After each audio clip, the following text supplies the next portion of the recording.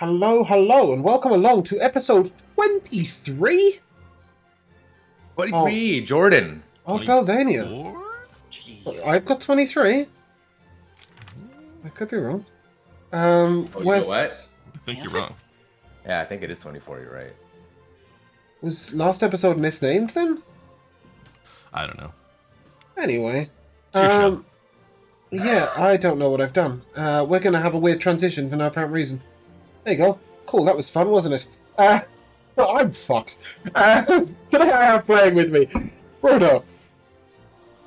Hello, I am playing Alessio, the often cryptical but happy to go along male human fighter. We're going to have another transition for no good reason whatsoever. I've got Joe. That's me. I'm Joe. I'm playing Hennick Littlefield, the halfling farmer and bard. I have Rico. Hey, I'm Rico. I'm playing Torin Goldenbrand, the Dragonborn Oath of Glory Paladin. And I have Jamil. Hey, Jamal playing Jarvo, Duskmane, or describes the only wizard. And who I don't have, and who is the reason for all of these problems, is Josh. Damn you, Josh. Damn it. Which I thought, I prepped the Roll20 captures to have Josh's character art in place in his face. What I forgot was to do it for the face captures as well, which is why I was distracted, and considering we probably won't be using Roll20 today, I was a bit all over the place. Anyway, to recap, last session ended with the group finding out that perhaps the court mage was not all he's cracked up to be, Felon. Felon has been communicating with the group on occasion through two stones. Well, he's got one, you've got the other. And as you went to get yours out, this time, his eyeball was floating around in it, looking around. He was eavesdropping. So it seemed. He said he was being convenient and being ready for any circumstance. And as for which is the correct answer, we don't know. But you did find the apple guy really fucking dead. And you were faced with a choice of, do we head towards the Yurak state, escorting the grandfather Gandaris? Do we head towards Veralia, letting Gandaris make his own way to the Yurak state? Or do we escort Gandaris, the grandfather, all the way back to Norvalen? Or do we go somewhere completely different? I don't know. That's up to these guys. I'll hand over to you.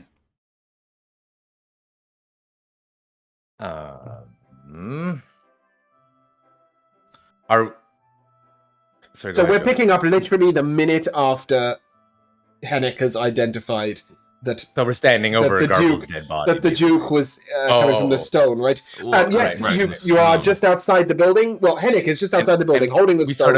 we sort of went into a bush to make sure that Indeed. it was that indiscriminate area that we were in.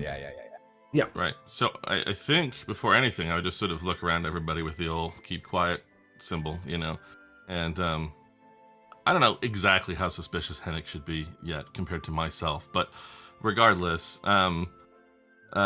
maybe We all You just, overheard the conversation, or was it just Hennick who was privy to? No, you all came out at various different stages during the conversation, but for logic's sake, we'll say that you all heard most of it. But what you all heard, but only Hennick identified, was the voice was of that the it Duke. was the Duke? Yeah. Okay, right. Mm. How big is the rock again?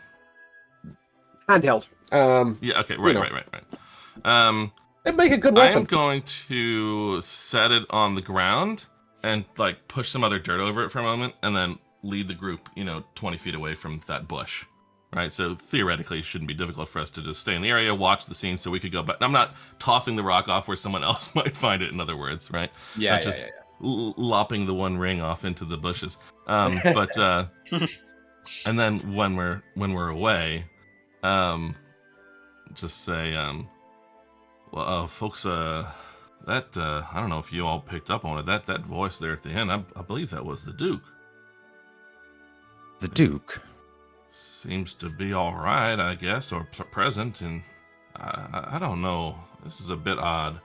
Did fella not tell us that the Duke was still away? He did. Indeed, he did. Now, I don't have much of a sense of whether that apparent deception is whether the Duke would also be in on that. I mean, it didn't seem like it as he came in there, but there's no way of really knowing that, I suppose. He might not have known that Felon was speaking to us. I wouldn't like to suspect him of anything. Not that I really have a problem with Felon either, but I don't know what y'all think. I'm not sure what to think. But what I will say is, why tell us one thing which is very obviously not the case, as we have now identified? What's his motive as such? Yeah, I think that's definitely a big part of the question. I mean, what would he, regardless of trying to figure out what it is that he wants, because I think that's something we might not be able to quite understand, but what would he think we would do? I mean, I suppose I, for one, when we found out the Duke was in trouble potentially, that I considered turning straight around and going back to try to help. Only really didn't, because it seemed like it wasn't something we could do much for. I mean, if his whole retinue couldn't protect him on those talks or whatever, then what were we going to do? But certainly something I considered. I don't know if that's what Felon would have wanted, for us to stop coming this way. I can't say. I feel if we would have picked that option, we would have been sent on a wild goose chase. Or, to quote, we would have been bamboozled. Yes? Just to remind you, Felon has requested that you escort Him back to Lorraine. Right? Gandaris immediately back to Love Allen, not going via your state. So if he was desperate for you not to return to Love Allen, then perhaps he wouldn't be asking that, right? I'm just just adding facts in. I'm not saying that's the truth. Right. Well, I mean, folks here, the mage here and grandfather seem to be thinking now what maybe it was, I think they suggested just perhaps just incompetence rather than anything nefarious, but they seem to think it might have been Felon who was responsible for the various communication difficulties. Let's imagine for a moment that's the case, maybe on purpose rather than stupidity or something like that, but that sounds like he wouldn't very much want anybody getting this way with messages, right? So then that's what we've done now. And for what reason would the grandfather and what's the court mage's name? Felon. Oh, not the court mage. Local. The mage here. They The one you called the boy. in Safeton. Shit. Sorry. Anyway, Magic regardless. Tom. Yeah, Magic Tom. Why would they be suspicious? What reason would they have to be suspicious of him if it weren't like grounded in some sort of evidence or fact? They must have their reasons then, yes.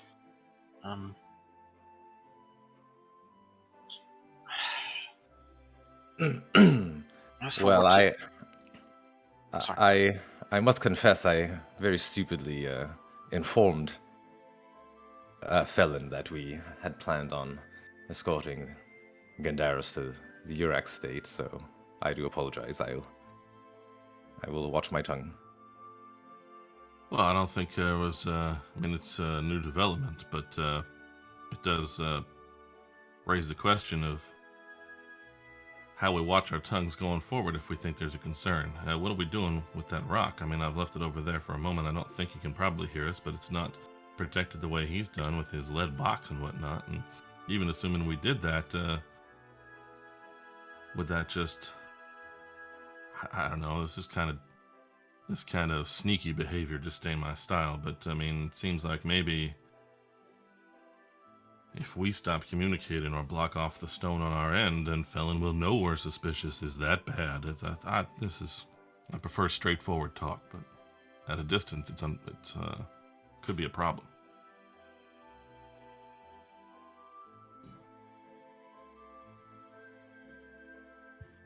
Oh. Right, okay. Then may I recommend we henceforth refer to him as the boy, like you did before. I don't know where I put it. I have it written down somewhere, but fuck knows where. The last 2 weeks are a blur for me, so I haven't got a clue. Oh, Duin. Duin, thank you. Yes, the court mage. Yes, the young mage Duin. I shall subsequently write that I was like, down. I swear I wrote his name down somewhere. You fucking okay. I've just gone to write it down in my list of characters, and I literally right above it is Duin. I was like, I see. I just forgot who he was. Yes, Mage Duin. Who was suspicious on the basis that the Urak state had said that felons should be able to identify and solve a problem with messages going in and out of Lorvalon. As that problem, that stopper had to be in Lorvalon. That was where the suspicion originated. By the way, you're standing next to a dead body. Well, close enough. Yeah. I don't know if that's relevant or important, but it's just a reminder there is a dead guy near you. Oh, I yeah. guess we've got three things to at least to think about here. What do we do with the stone? Where are we going? And what do we do about this immediate issue here at our feet? Well, I suppose we should inform Gandaris of Garble or Nick's death. Perhaps Safeton can do something about this. In terms of stone, Yeah. I'm not against leaving the stone behind. I'll be honest with you, Henrik. Yeah, I mean, look, normally talking to people, I find to be a good way to figure out what's going on with them. But it's difficult with just Felon's big dumb eye coming through this stone. It's not as easy. It's almost like you end up with more questions than answers, you know?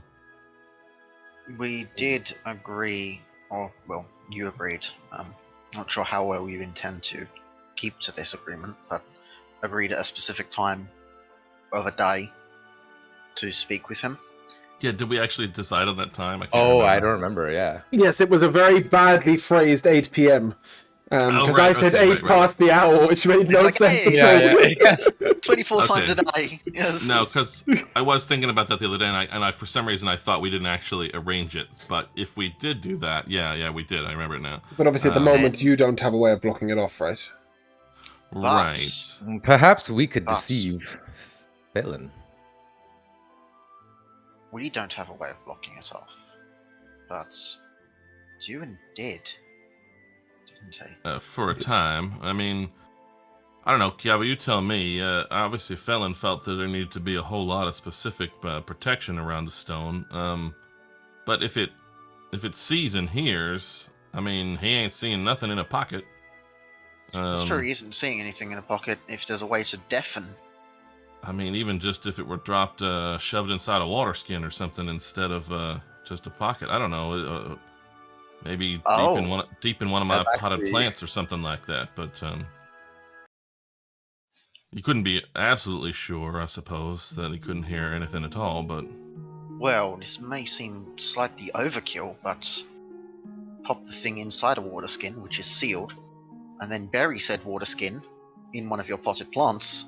That's doubling up, and hopefully that will mean nothing will be heard.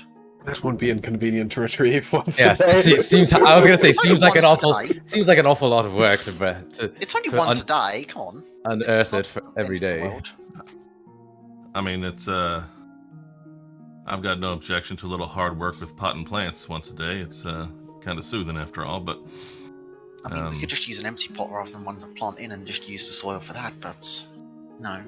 It's a thought. Completely block the sound, and that way we aren't being spied on by someone slightly distrustful. yeah, whatever we think is going to be good enough, I think that's the way to go. Out of character, I think putting in a water skin is fucking genius because that would work perfectly. So, Well, I mean, you still get kind of like a slush. or even like to drop it hate that into like felon guy. into a tankard or something. Yeah. Hmm. As to where we're going, Thoughts? Well, I kind of feel this one would be best deferred to Duan, where he decides we should accompany, because he's going to have preference over one choice over the other, yes? Well, I think Oh, sorry, no, wait, it's the grandfather. And as well. theirs, Well, theirs, it's yeah. not, Yeah. I was just I, That's why I was confirming. I was like, why Duan? I thought Duan was coming with as well, my bad. Why not just ask Alessio's horse? Do you know what I mean?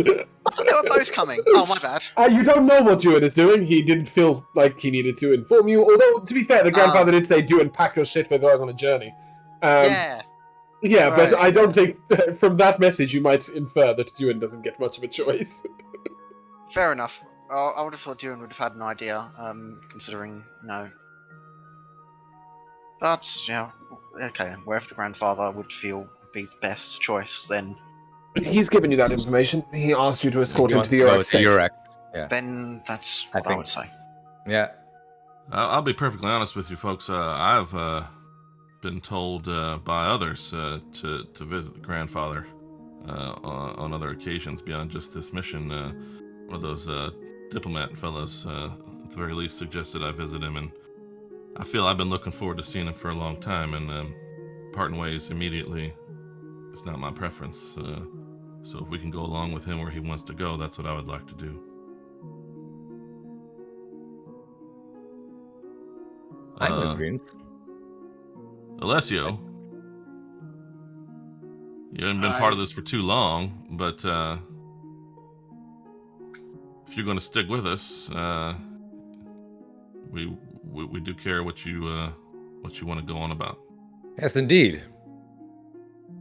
This is a democracy. Well, after much pondering, I can't help but wonder. Who pays the highest?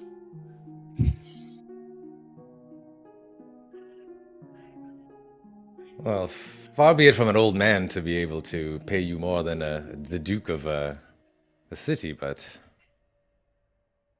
I don't know if we have much choice in the matter at this point. Well, my money is where the copper shines. Or something like that. Anyways, what I'm trying to imply here is that I'll go wherever you want to go, but preferably, I would like a glorious paycheck at the end of the day.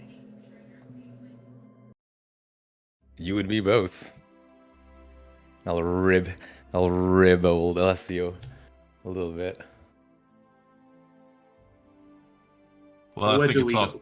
kind of speculative just now in terms of that, but I suppose there's something to be said for going where all the centralization happens. Everything leads to the big main capital area.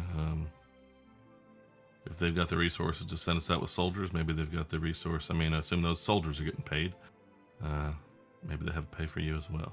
Yeah, Duan did mention that if you escort the grandfather to the Uruk state, that you'd be paid when you get there.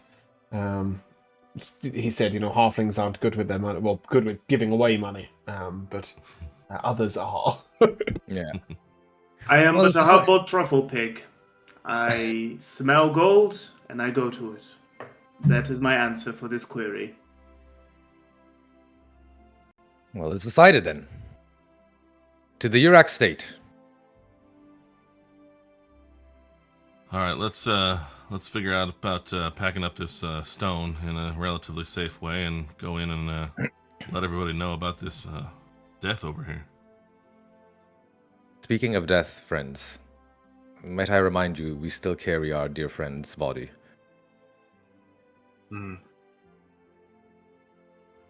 Yeah, obviously. Now, I would like to see her get all the way back to Sandringham, or certainly at least to our neck of the woods.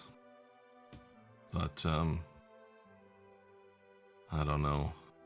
Well, I trust there will be a temple of Lathander in the Uruk state. Yeah, no doubt. Well, they would maybe at least have some idea what to do, even if we don't ultimately leave her there. Indeed. maybe we can just find somebody somewhere to cast Gentle Repose at the very least, so that she doesn't rot on the cart for the rest of the game. That's probably quite a good idea at this point. Slowly, Natasha is becoming fertilizer. Yeah. And it probably thinks that's a great use of her body. I was gonna say. Totally reasonable, but I'm so sorry. he's not gonna chop her up into chunks and put her in plant pots to be returned to the soil of Sandringham one day. So am I to glean that from this that we've picked up the stone, we've wrapped it in, we put it in a water skin, possibly wrapped it in a cloth or something, or just like a blanket, it's somewhere of the quiet. or whatever. At least I think that's probably enough. I mean, to be fair, none of you are traveling in the cart, so that's pretty far away from you anyway. From there, you're headed to back to Gandaris, at the inn. Right. Yeah, I think he's the best we know for an authority around here to report this to. 100%. He apparently is the authority around here, and as you arrive back at the inn, he's still sat in his corner, smoking his pipe. He sort of looks up at you and, any luck, friends? Oh, it depends on what you mean by that. Yeah. Oh, he's still. Well, this Nick fella, who does seem to be the garble we were looking for, he's dead. Oh. Dead, you say? Might I... What manner of death? No. Well, not by our hands, of course. Did he die of old age, or...? Some form of magic is all I can say. He sort of looks over exactly to Dewin at that, and Dewin sort of looks back and shrugs his shoulders as if to say, I'm no cleric, and he says, we'll send for Carissa, I guess. And he looks up to the lady behind the bar, and Helena, and says, can you send somebody to get Carissa? We're going to need her. And Helen sends Bill, the horse boy, to go and collect Carissa. And that'll happen while you continue. Well, I think we've also decided to accompany you up to the Urak State, rather than trying to get you to come back to Lorvalen or heading back there directly ourselves. So if that is much appreciated. In the Urak State, we may be able to garner assistance in one manner or another, be it magical or military, or even simply some information. We should mention that we were contacted by Felon whilst... Dewin sort of swears, and I'm sorry, I'm concentrating on something else. Quite literally, and also metaphorically, like magically, right? I hadn't thought of that. I could take a look at it, and perhaps give it a... I could silence the stone again, though it's only a temporary measure. What you really need is something to contain magic. Problem is that magic of those stones is, whilst simple in appearance, a little more complicated in actuality. I don't know how strong Fallon's magic is, but a strong, powerful wizard could extend perhaps a clairvoyance spell through here. Then it doesn't matter how careful you've been. We'll be privy to everything. A lead box is usually the best way. Ironically, Carissa may be the best bet for that as well. Carissa's the local priestess. Ah. But they have boxes they keep cursed items in. Maybe there's one spare at the temple. Perhaps we can accompany this Carissa back to the temple after... I imagine she'll want to... Sorry, wrong person. I shall imagine she'll want to inspect the body. But Indeed. after that... do you suspect foul play? Well, the death of Garl? Is that what you called him? Nick is concerned. Not only to him, but by him. It seems been poison in these apples, as we feared. Poisoning the apples? You think the apples directly, as well as this cider that you spoke of? Yeah, it did seem like it might be bigger than just those cider deliveries over to the outpost. So a number of vials under the floor I think we found, and Yes, they seem to be Yeah. injecting these apples with. Did you pick up a vial?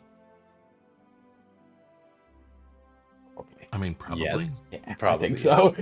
Nobody specifically said, "Oh, I want to collect all of those." Yeah. But I Sebastian imagine, did it. but I imagine we at least carried one. Yeah. So he says, perhaps we can get an antidote made up for these by the Mages Guild, the alchemists, the Mages Guild at York Estate. And they've got their hands tied with this new other antidote for the red mist. But it may be worth it. I don't know how many of those apples have found their way to the front lines.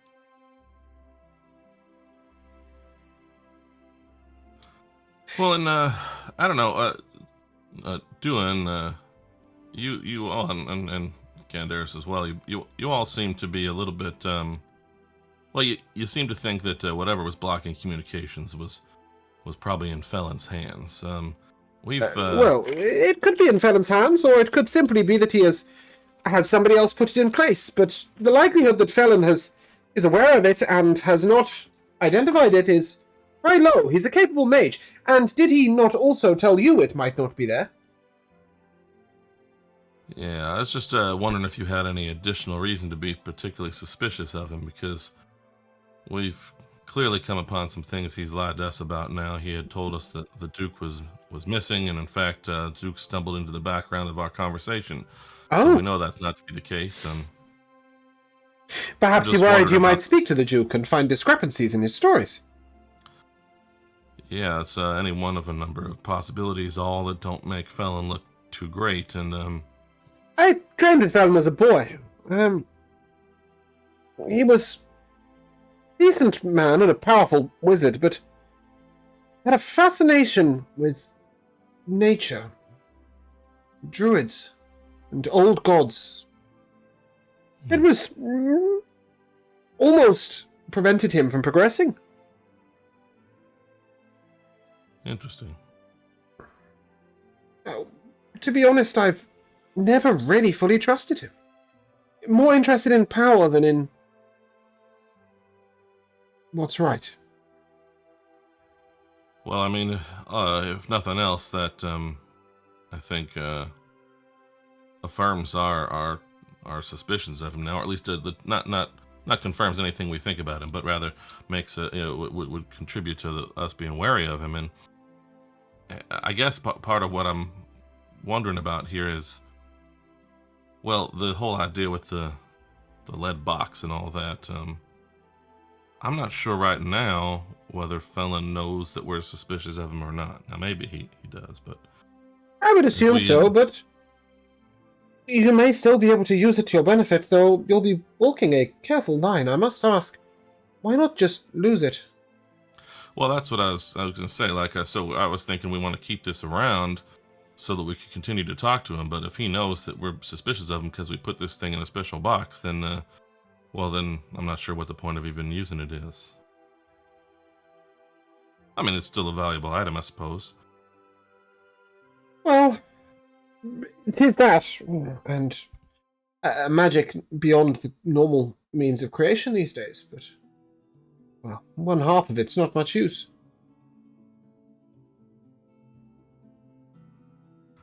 I guess I just wondered whether, with all the travel distance we've got to make up, whether it might be best to try to keep it in a situation where maybe he doesn't know we're suspicious as long as possible. Just Well, keeping indeed. it wrapped up under normal, what might seem like, well, they just stuck it on the cart, keep it safe.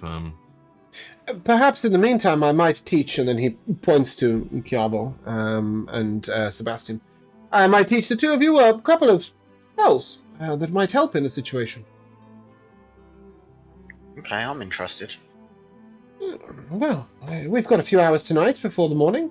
Perhaps after closest being, I'll teach you a little bit. One is Dome of Silence, to be specific.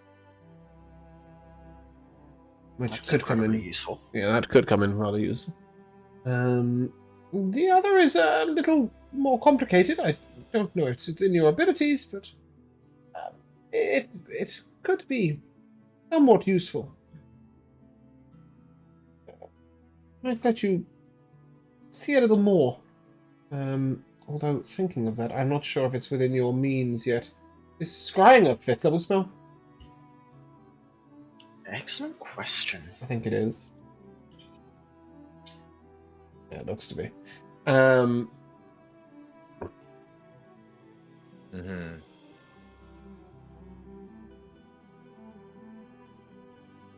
Yeah, it is a 5th level divination. cool. He'll give you a scroll for that then that you can use as and when you're ready. Fantastic. Because yeah, that's ever so slightly above me right now, just by 1. But a reliable means of checking at least a few things. You know, such as whether the Duke is truly in residence if the magical block on Lord Allen is removed. But also, you know, lesser things. That'd be potentially useful. But that later. And as he says this, a young halfling woman walks in. She's wearing a deep blue cloak clasped with a brooch. And she looks to you. Oh. Hi. How can I be of assistance? And the grandfather sort of looks at her and... Well, you see, we've got a body, apparently. Nick is taken ill and...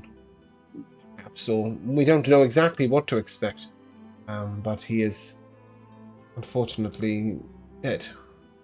Oh, that's not good. I'll get straight over there. And then she sort of looks around and he sort of, whoa. The dead are not leaving anytime soon. I think perhaps these people had a couple of questions for you in the meantime. I'm not sure whether you've decided what you're doing with your stone. But the lady is also a capable cleric and priestess, should you need anything from her. I don't know if you need anything from a priestess, but she's there. Well, we had a companion, a priestess a bit like yourself, perhaps. I don't know you well, but she was a devotee of Lathander. I don't know. Oh, if you indeed. Follow, but Cyril Alley myself, but I can understand the similar means. we have her body with us on the cart. Oh no, I don't know. you lost a Yes, friend. She fell bravely in battle. 'Tis not within my means to bring her back. No, and we're not No. entirely sure that's what she would want anyway. Maybe, but Priest of Very Lathander, I least, most highly doubt it. She would have accepted life and death as part of the cycle of the world. But how else might I be of assistance? well, I don't know. Would We you wish to. care we to wish hold a funeral? We wish to transport her body back to her family, but I fear Noble goal. I fear the tasks that we have at hand will not allow us to perform that task anytime soon. Is there a way, perhaps, that you can preserve the body? Oh, yeah, definitely. That is something within my means. And she indeed can cast Gentle Repose. Well, she will also do a small ceremony to sort of consecrate the body so it can't be raised by the dead or nothing dodgy like that. And she looks at you and a little weariness in her eyes and just says, you know, the Temple of Lathander have means to transport things between their various temples. Perhaps there is a temple closer to your home? I don't know that they can transport the living, but the body would be no difficulty. Indeed there is, and we had assumed that there would be a temple at the Urek State where we travel. Quite a beautiful one, from what I'm told.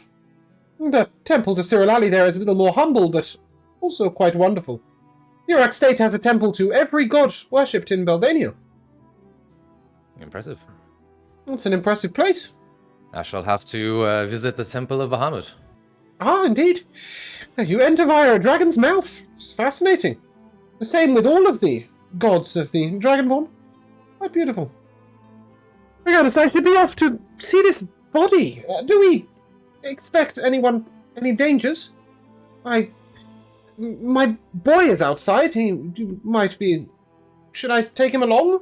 Well, if you felt more comfortable, milady, we could all accompany you to Oh, Goblins? well, you don't feel obliged to do that at all. My boy is more than capable of protecting me. I just wondered if I need trouble him. He'd enjoy a cold drink. Don't let him eat any of the apples. Yeah, I think it best. The best apples? This dead fella seems to have been poisoned in apples for transport over towards Lorvalen and so on. Nick's As apples well are as poisoned? I've got two in my fruit bowl. Some may be. We're not really sure of the nature of it or extent of his operation, but I have the means to check. I will do so. In fact, on that note, perhaps you also would like to be able to check. And she sort of leans outside and... Mike! Come in! Bring my case! And the boy walks in. He's a half-orc. And he is the size of a brick shithouse. And he sort of comes in and places this, what is quite big for a halfling, satchel upon the table. And she looks to you and... A sad product of the war, but a great product in the end. She sort of gestures towards him. He's about 16, 17 years old. He's got a mace that's about the size of Hennick. And he sort of puts this satchel on the table, and she reaches through and starts kind of tossing papers left and right, and eventually she pulls out a scroll case. And she'll give you 2 scrolls of detect poison and disease. Ooh. Just in case. You can never be too careful. Thank you. Come on, Mike. We're going to see Nick. He's dead. Mike just sort of... doesn't seem to say much, but walks out. Gandaris looks at you and... Truly, that boy is a sad case.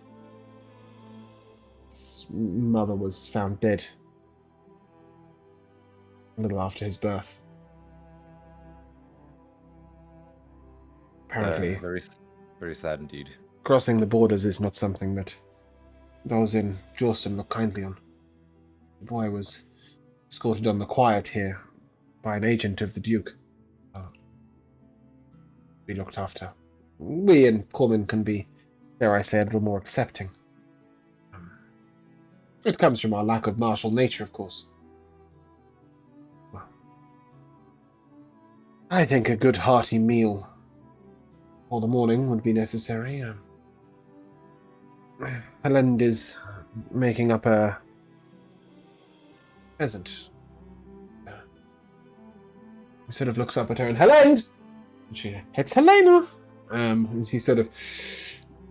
Yes, whatever. How long on the dinner? And she says, a couple of hours. Very well. I shall not manage to get 2 meals in this evening. I have some business to attend to regarding matters I'm leaving behind. Boring paperwork. Sorts. Perhaps you would like to take repast in rooms upstairs. I wouldn't be opposed to that. And Helen and her husband will sort of sort you out a few rooms upstairs. Allow you, proper time to rest and see to your horses if you wish. I mean, Bill will look after them, but if you wish to check horses and donkey and such, and basically do all the things. Unless there's anything specific you wish to ask, said Mage will fast forward to Carissa returning. Well, she'll simply inform you that he was indeed killed by magic. And relatively recently, within the last 24 hours. is that something that could be done from quite a distance away, or? No, not at all. They need to be touching him. Didn't leave no mark. Well, I suppose it's not as though we thought he was the only one on this end of things, even if old Felon is involved. We know there's other people handling things at this end. Is there any reason to be suspicious of anyone else in Safeton? Well, I would have said I'm the only person in Safeton capable of casting that sort of magic. You mentioned Felon. The mage? Someone in the Yeah, well, same- we've recently come into some reasons to think he might be up to something. Unless he's changed his studies drastically, he wouldn't be able to do anything like this. This is druidic or holy magic? basically, she's telling you it's a divine spell. Right. And quite powerful.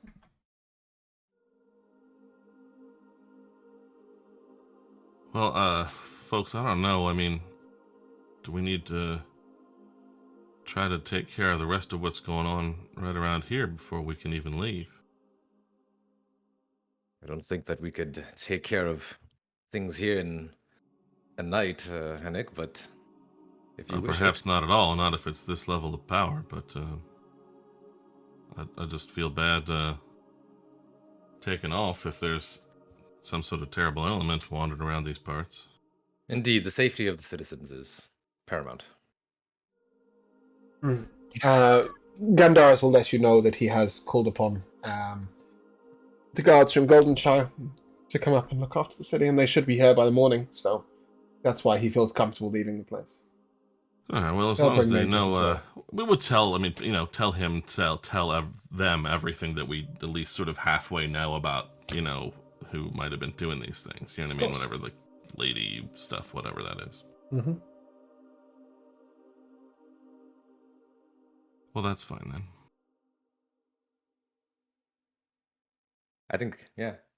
Do we, do you want to ask her about the box?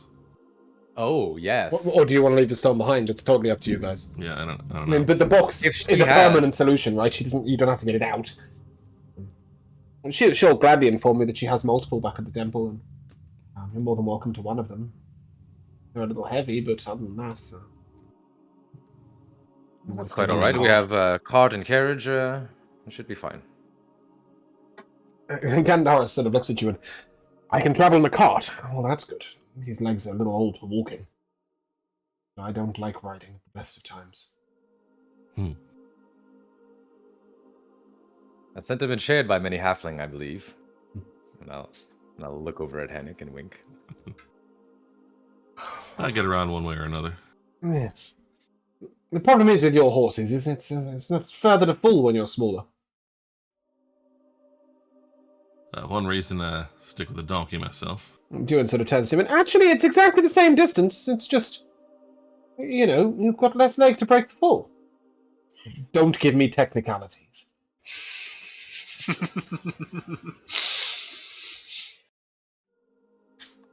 Yeah, I mean, I know I've said some things about maybe the box isn't the best way to go, but if they're saying that, there's other ways that Felon could be looking in and may already be suspicious of us and everything like that, we may as well just put it in the box and try to pass it off. If we ever want to talk to him, pass it off as us just having come into a box and using the same precautions he has. Seems good. Unless there's anything else specific. What's your name? Chiavo. You can go ahead and write Dome of Silence into your book, into your spell book. Okie dokie. Thank you. Um, I'll do that now. Other than that, you guys are more than welcome to head off towards the York State the following morning. Let's do it. Helena will produce a fabulous pheasant roast for dinner, and the following morning, she'll set you up with a very standardized sort of sausage, egg, and beans sort of breakfast, or something like that. Whatever medieval equivalent there is. And you guys are able to get on the road, which is always good. And once you sort of get going in the morning, Gandaris is quite companionable. Should you wish to talk to him about anything and everything, he will, but otherwise he'll simply tell you tales of old. The forming of the Urak state, how he, journeyed to each land, spoke to the leaders there. He'll mention that he spoke to each of the Orcish tribe leaders, convincing them to come to the table of peace at the threat of sort of the more violent humans and dragonborn on his borders. And the same with Yuan to each individual sort of political leader. He speaks with quite good respect and reverence, Yuan. Sorry. I was just going to ask, is he familiar with, not Yalasar, but what's his name? No. He did all this 110 years ago. Oh, okay. So, no, said Yuan was not born. I don't think any Yuan really lived that long. Maybe a couple. But yeah, they would have had to be babes at the time, and now, in their absolute Well, I dotage. assume that we've informed him of our meeting with like Ivar and 100%, yeah. And he will speak very fondly of Ivar as a dwarf with his head screwed on straight. Mhm. As he would say. And he speaks very fondly of the Yuan-Ti, as I said, in sort of that they value diplomacy above all else. Although their versions of diplomacy can often be different to others, they see no problem with poisoning a bad leader, for example, just to get him out the way. But he is very admiring of their customs. He speaks quite disparagingly of Dragonborn and their sort of quite typical, often violent mannerisms and ways within their lands, and the same with the Leonin.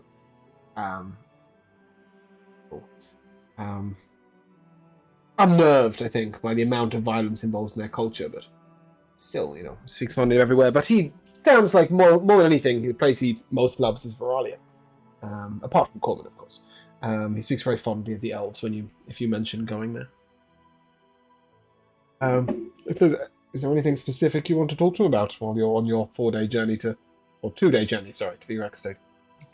Well, I definitely. Well, first of all, can we just assume that I gave us a talk at breakfast of we've made a decision now, even 100%. Things are unusual, so we can re-up the temp, inspiring leader hit points. Yep. Anyway, 11 yeah, I think probably everybody still had him on there. So I still have it on my sheet. Yeah. But yeah, I would definitely be talking to Candaris and trying to direct his conversation towards just it's quite a number of things you've done in your life, a very long life.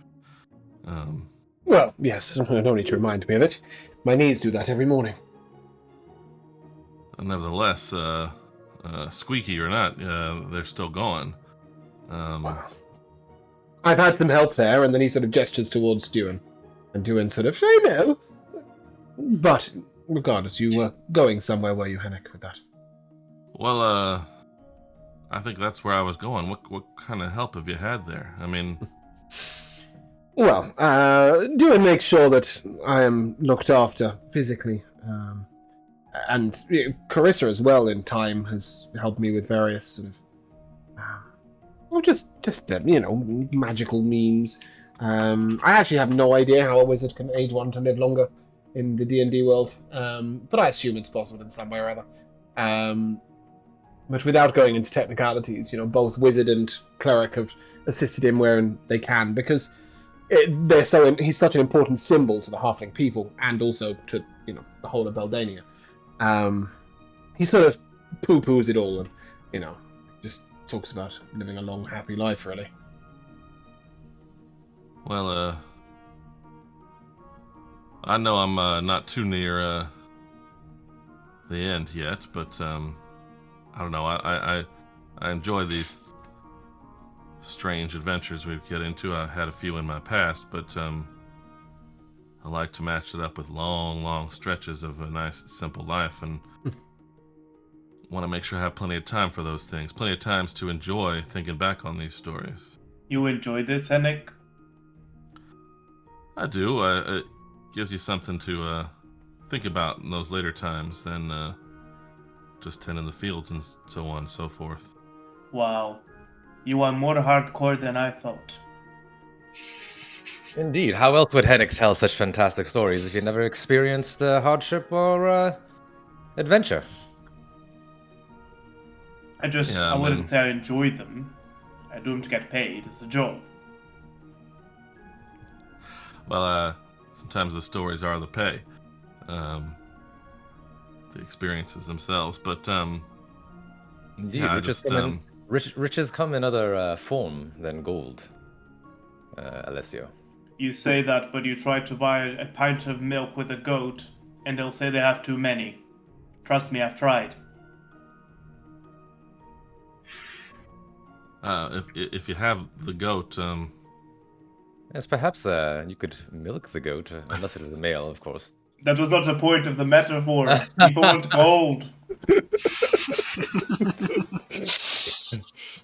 I'm also a little disturbed by the fact that your idea of an experience is a goat. But I'm just more interested in making sure I'm around for the long haul as well. And I've just been told several times that you, grandfather, are the oldest of our kind, and it's a bit older than our kind usually make it. Just curious about that. Well, yes, there is, of course, some magical aid involved, but mostly only after I started getting old, to be honest. It would have been nice if it had started when I was young. Then I would still be young. There are potions, brews that can be made. They're quite expensive, and I've had the luxury and joy of being gifted them by various leaders and people over time. Perhaps that is something to my preservation, though mostly it's having things to do. If you don't have time to grow old, it doesn't happen. Or so I feel. I've spent every day of every year doing something. Of some importance to someone, at least. Like this journey. Indeed. Yeah, Hennick is definitely like confused and concerned by that particular point, and becomes quiet for some time. Yeah. I said, don't get me wrong. It may be more enjoyable to have 10 years of a sedate life than 30 of a rush, hurry, and everyone needing you, but it's been my life, what can I say? If only you could put them together. Well, indeed. Perhaps you can. Years of necessity, followed by years of peace. I feel I've earned some years of peace. I just need a... what's the word? A successor.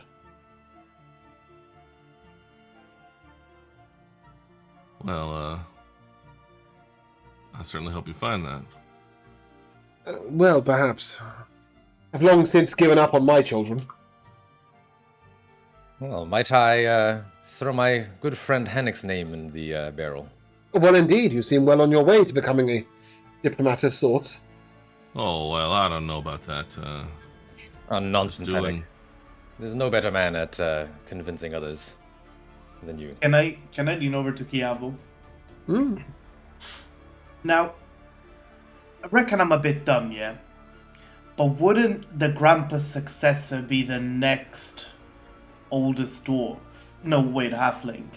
Explain this to me, because I'm not computing. We'd assume so, but actually, that's a good question. No, I would assume so. He means a successor in terms of, like, doing the diplomatic work of the grandfather, not a successor in terms of the oldest halfling. Obviously, I understand why Alessio doesn't understand that, but Kiyomo should. If I may, No, I mean, wouldn't the oldest dwarf be succeeded by the oldest dwarf? Like the next one? well, He's yeah. still a halfling. Oh, yeah, that. I'm sorry, but the way halflings are Both using diminutive in size, but slightly different. No, it's just the way they're using superlatives here. It just doesn't make sense because the oldest means the most old. So if you die and somebody else takes over after you, you should be the next oldest, right? Well, Just me. yeah. Ewan takes one look at you, shakes his head, and looks the other direction.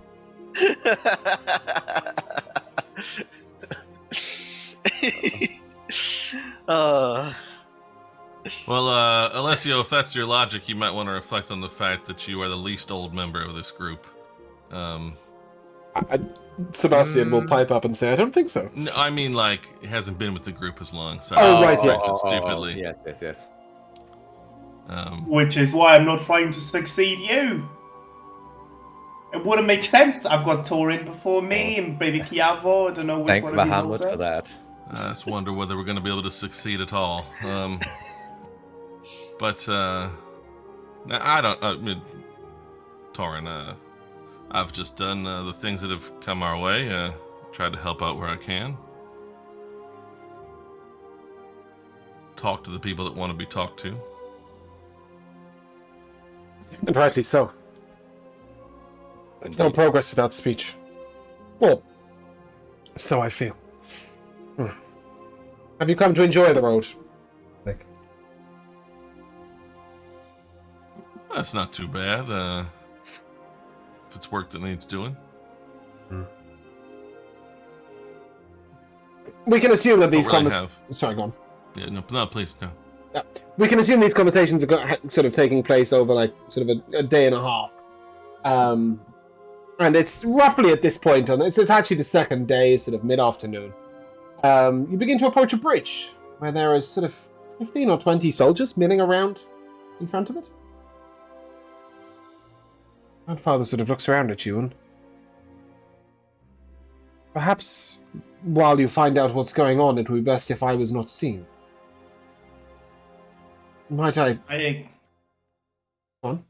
I was gonna say, I agree with the old man, and I'm going back to my normal accent. Perhaps I should go ahead and investigate. You know, utilizing my battle master expertise. Well, perhaps that, but I was just going to suggest I lie under a blanket. Cot. I never said my ideas are good. No, I mean, I think that he'd be very happy with you scouting ahead, but he's also going to sort of cover the back of the cart with a blanket so that he is not visible straight away. I'll pat him down and okay say, with that. just like a baby. What are you most concerned about, Grandfather? Well, people will act differently in my vicinity. I want to know if, excuse me for saying it so, the more common folk are let through. Fair enough. It is unlikely you will be known by your faces here, is it? Although, and then he sort of looks at Sebastian. He might be, but the rest of you, you know, yeah, it's less likely that you'll be identified by face, and he just wants to know if you'll be let through. Yeah. All right, then. Alessio, if you scout ahead a little way, you'll notice that these are well-organized soldiers. Each of them is sort of a very standard guard, decently armored, sort of ringmail at best, or perhaps, you know, studded leather or hide, depending on who they are. But yeah, they wield a variety of sort of, there's archers there, there's lancers there, it's almost a group large enough for a sort of a battle party, if you like. And you will notice swiftly that there is another group the other side of the bridge, dressed the same way. So you'd assume they're not fighting over the bridge. So I'll go back to the party and I'll say, we should find another way around. And why is that? What's wrong with Alessio? I sensed trouble ahead, and I also saw it. Explain yourself, man. There are a lot of guards. I don't trust guards. Well, we're kind of on our way to pick up a whole contingent of guards. We should have had a contingent of guards with us now. It depends on their inclinations, I think, really, more than anything. Alright, but just in case they recognize me, I'm gonna hide under a blanket too.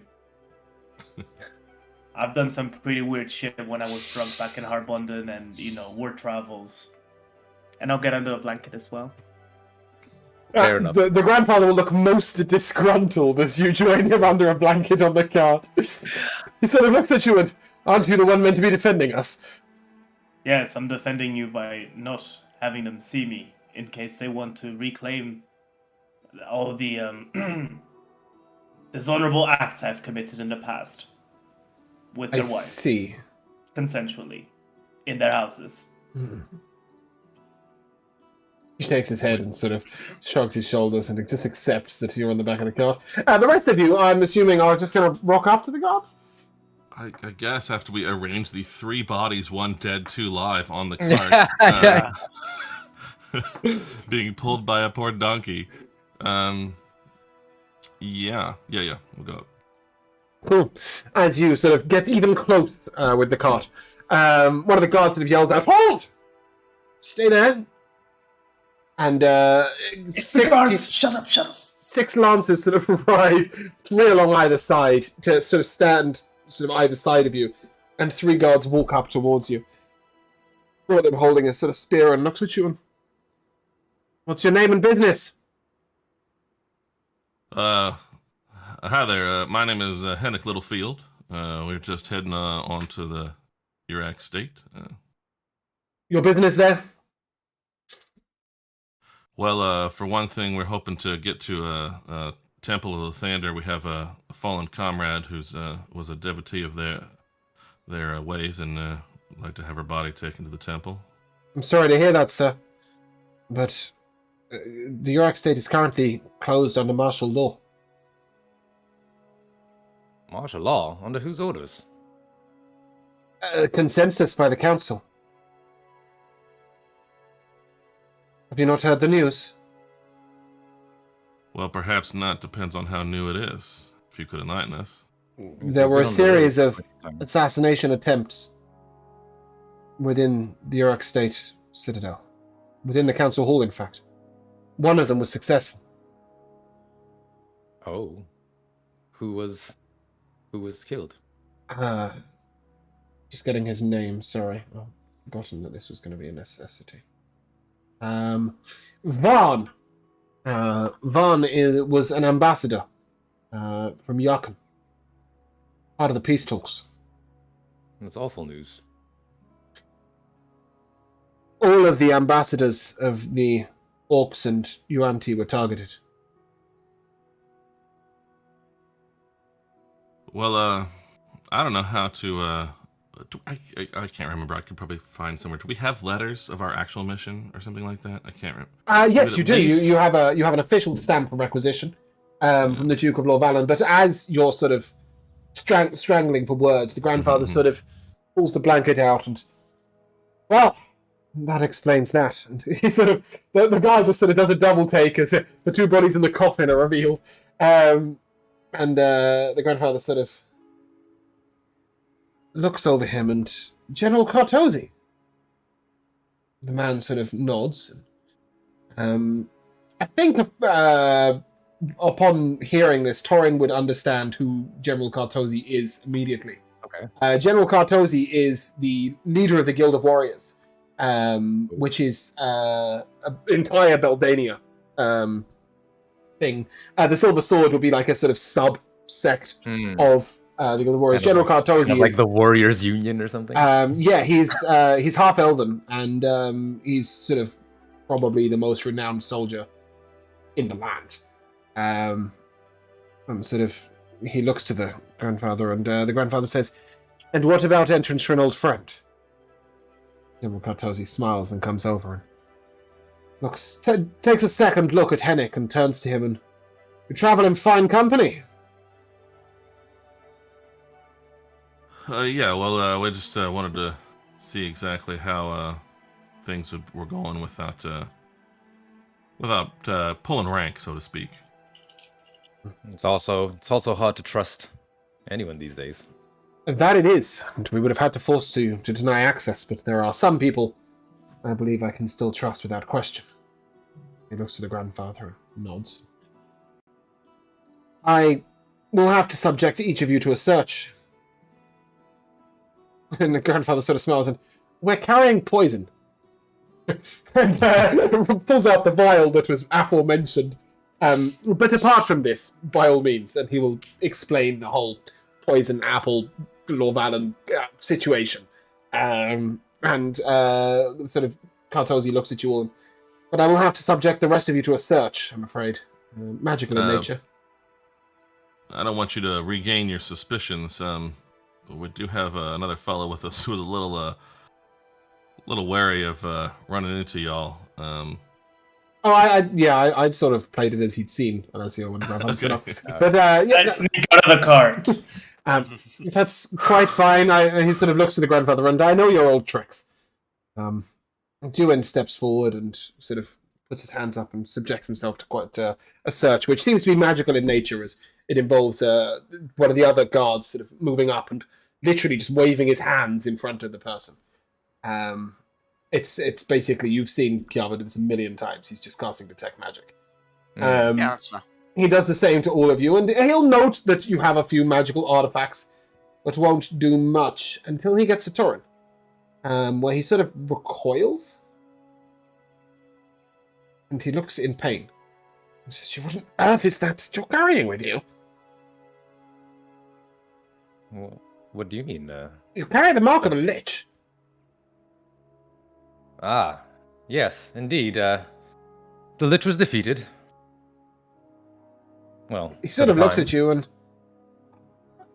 Not so sure he is. May I see it? I will show him. The rose, right? Yeah, is what yeah. he's waiting for, yeah. The perfectly preserved rose. And he looks at you and looks at it and looks at you and looks at it. Looks at you again and looks at it. And...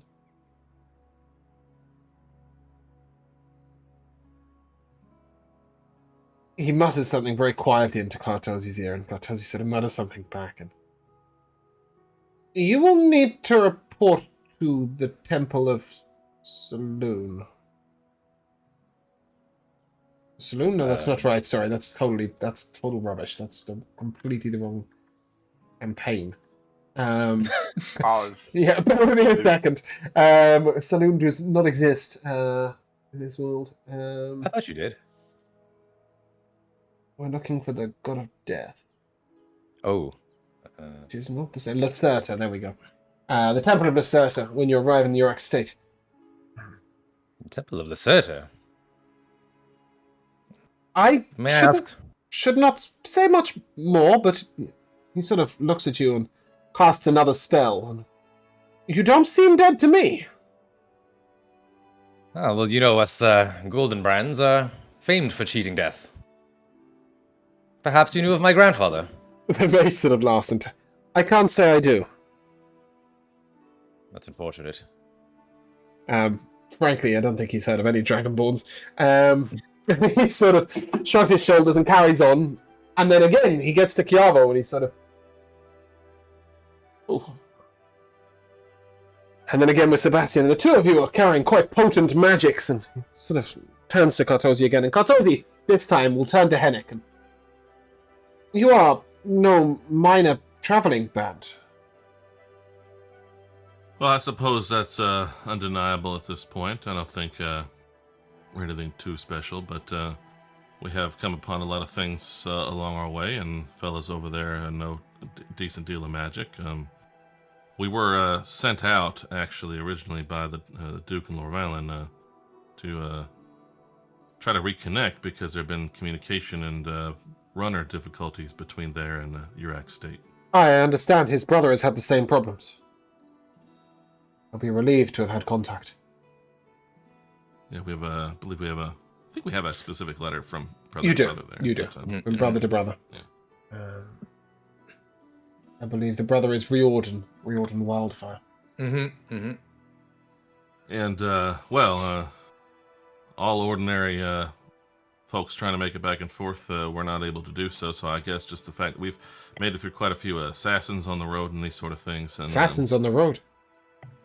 yeah, not entirely dealt with, unfortunately, but there was quite a few posts along the I'm road. sorry, to save you the trouble of repeating yourself. He turns and says something to his guards, and they sort of form a line behind you. I'll escort you into the city myself. Much appreciated, I suppose. Because otherwise you're going to get asked all these questions when you get Right, there. And that's going to be a nightmare. So, he leads you into this place, the Urak State, so it's called. And as you begin to sort of move in, you can't help but notice that everything's rather incredible. There is huge, towering buildings. There's a really loud flute player. That's not what I was looking for at all. And it just I'm completely befuddled now. Give me a moment. Sorry. That's what I was looking. Yeah. As you head in, the streets are wide, boulevards. In fact, there are huge, towering buildings on every side. You'll be led past these temples that Carissa was talking about, and there are hundreds of them. The Dragonborn temples will take your notice as the entrance is a large dragon's head. Not real, obviously. But with the mouth sort of open when that's the entranceway. The constellation, every single temple with an observatory on the top, big glass domed buildings. Two sort of fabulous towers stand near the entranceway, the Mage's Towers. There's a beautiful statue of a deep red glove reaching into the sky, a mark of the Velvet Glove, the Guild of Diplomacy. There's a huge building, sort of very martial, castle-like, with two swords crossed, the Guild of Warriors. And, there's the Dawn Guard nearby. There are some really wondrous buildings, but all of your eyes are drawn instead to what is almost like a plinth in the center of the city, raised up with waterfalls falling from all angles around it. This huge building with sort of gold spires coming out the top. It's the council quarters of the Urax Confederacy. And you pass hundreds of guards, blocking every way, every bridge, every street. But the general is in charge of all of them, so as he walks through, you guys are largely ignored. At one point, a young halfling woman comes running out and sort of jumps towards the cart to give a massive hug to the grandfather. And after a short while, you'll realize it's his daughter. She looked about 85, 90, so it was at first a little surprising, but she is just an innkeeper here. But she'd heard of the entrance and sort of come out. Stuff. And as you're led through to this sort of stunningly beautiful gold-spired building, you're finally stopped for the first time as a woman comes out, a tall elven woman, sort of is standing there waiting, and as the general arrives with you all, she sort of, "And what is the meaning of this, Cartosi?" "I bring the grandfather and friends." "Quite the procession." She sort of looks at you all, and "I don't suppose we could leave the cart in the stables. Might be a bit more appropriate. Unless the cart is an honoured guest." Well, depends if Alessia is still riding on it or not. But I just had a question too. Is it how locked down is it? Right, so it's martial law. There's guards everywhere. But are people still going about their business, or are they like? There are a few people who seem to have sort of open run. For example, the grandfather's daughter. Right. But she came out of an inn where you can assume a lot of people were staying. So that could perhaps have something to do with it. Yeah, for the most part, the streets are pretty empty. There's a couple of sort of mandatory stores. There's a food store open. The other things. So it's like COVID, to be honest. Right. Just everything that's not vital is closed. And Cartosi sort of explains that that's one of the reasons he escorted you straight through. Sure. But more importantly, that you bring news from the Duke of Lorvallen. Well, as long as it's somewhere protected, and again, our friend's body is on there. I do understand we need to go talk to some folks before we head to the temple, but is there a particular temple you would like the body escorted to, where they might keep it safe? You can follow it afterwards. She was a great follower of Lathander. A champion, in fact. With all respect due. She sort of nods towards Cartosi, and sort of 8 guards in sort of uniform. That was a really bad word to use because they are wearing uniform as well. In unison, I guess that's a better word. In unison, we'll sort of come and flank the cart and guide, if Black Radish doesn't mind. Will guide the cart along the street towards the temple, where they will drop off the body and then continue on to the stables where the body will be stored. The woman sort of gives you a deep bow. Welcome to the council headquarters, I guess. Perhaps I might lead you in? I think we would be honored. And she doesn't tell you her name at any point, which is not very helpful. But she just assumes you know who she is. and she will lead you to the council headquarters. This is a huge, vaulted chamber, and you'll notice there seems to be some sort of strange device going on. The roof is glass, but at the moment it appears that sort of shutters are on it in a way, so as to only let light through in certain places, which has the effect to light up each council member individually. And all the way from the sort of 70 or 80 foot ceiling down to their seats is each one of them has a sort of chain or rope or pull of some sort that's next to them. That sort of falls all the way from the ceiling next to each councillor. And as the councillor all arranged around this circular table, the lady sort of walks in and makes her nod, and the grandfather and friend, well, it's most unprecedented, but would you like to introduce yourselves? I guess. I mean, I know Henrik is usually probably expected to introduce himself first. He's a little overwhelmed by the grandeur of the situation, but By the way, she then goes to stand behind one of the seats at the table. So you can assume she is one of the councillors. I don't know if you guys know the representatives of the council. It wasn't a document. they're in the time document. ago. But I will put it in a handout just so that we have ease of access. I've got to do plain text copy pasting. Hard work, that is. Let's just make some. We are honored to be already considered friends of grandfather.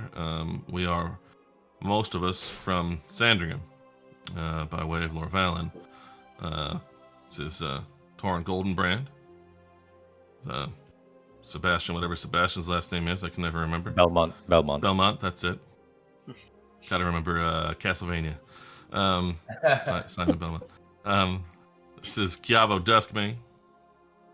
This is a newer friend of ours, Alessio. I can't remember her last name. McPherson.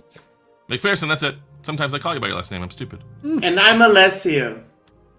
Only the real point of this is only that Henrik would introduce himself last.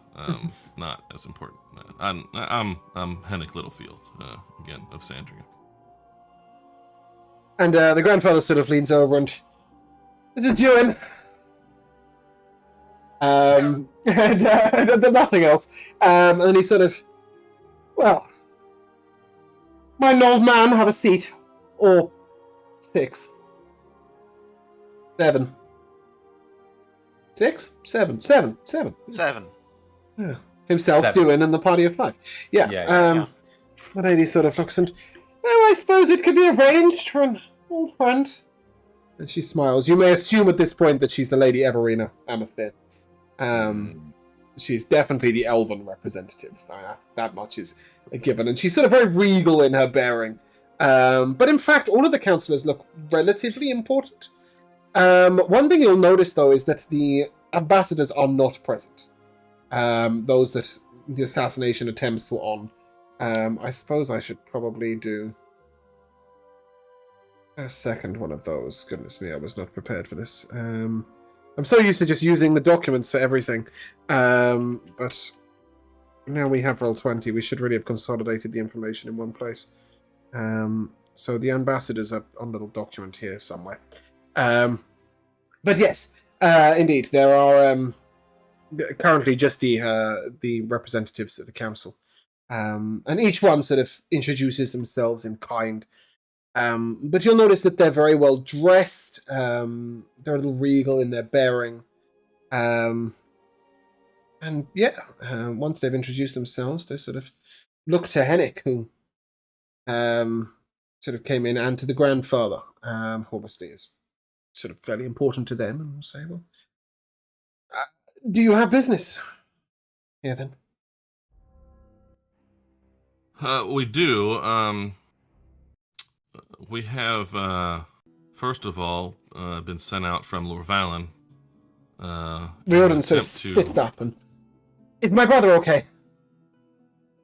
Well, interestingly enough, we think so again, most recently. I can start there if you like.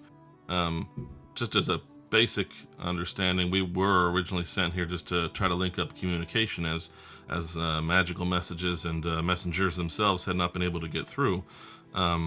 We can come back to that because I know you're concerned about your brother, the Duke. He had gone north out of town to meet with some folks up in Eladar about Ivar of the dwarves and. We've had news some of the peace offering, but I wasn't aware my brother was involved. Well, we think he was. That was what we were to understand, and he was out of town, and we were handling some things there. But then we set off to try to link up communications, and we were working with the mage there, Felon, and he had informed us. Now we were out on the road. It was hard to know what was going on. He had let us know that the Duke should have returned and had not.